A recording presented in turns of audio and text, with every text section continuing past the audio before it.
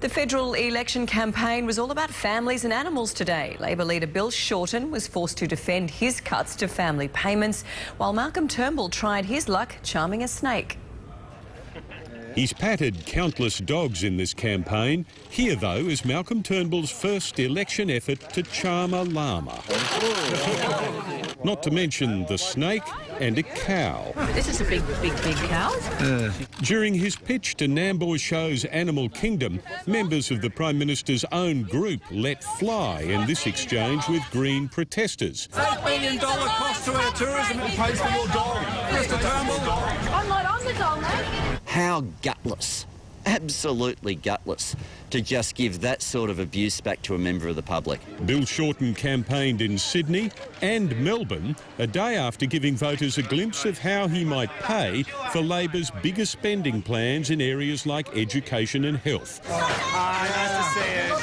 He'd curb family tax benefits for middle-income earners among a range of cuts. We have to, in part, make difficult decisions because of the chronic economic mismanagement of the current mob in power. It's a chaotic, rolling catastrophe of backflips and qualifications. As well, Bill Shorten concedes Labor would run the budget deeper into the red in the early years. But then, miraculously, like Houdini, escape from the trap that they have set for themselves, spring out of their black hole of debt and deficit. We will get back to balance at the same point as the Liberals. The campaign's fifth week has underscored just how sensitive the budget costings issue has become for Labor.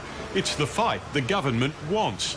And Bill Shorten still has to make public his full costings before July 2nd. This, as the latest 7 News ReachTel poll suggests, more than 2/3 of voters support Labor's plan to spend more on health and education ahead of the coalition's company tax cuts.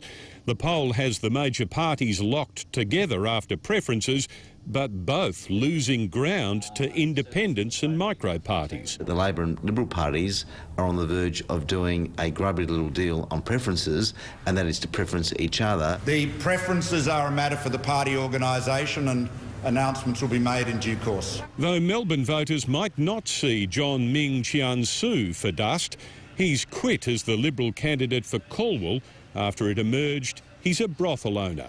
Had this been an ordinary election campaign, we would have voted today. As it is, 3 weeks to go. Tim Lester, 7 News. Live now to political editor Mark Riley in Canberra. And Mark, you've had 5 weeks out on the road in this campaign. How do you see things going? Well, Mel, both sides are really struggling to capture the public's imagination, that's clear, but it's obvious to me that they're trying to do it in very different ways. Bill Shorten is going big, trying to carry the nation with landscape promises on health and education, and Malcolm Turnbull is playing small, making dozens of local announcements, trying to lay razor wire around marginal seats to hang on to power. They're also in a battle for the women's vote. Bill Shorten today launched his gender equality policy, promising to improve women's pay and opportunity. And I've been told the coalition is targeting women in marginal seats with recorded phone messages from Malcolm Turnbull. Now, pollsters tell me most of the undecided voters in those marginal seats are women, and they will have a big say in the outcome of this election, Mel. Oh, we always do, Mark Riley. Yes, of course. Thanks very much for joining us live tonight in Canberra. Tens of thousands of people have lined the streets of Muhammad Ali's home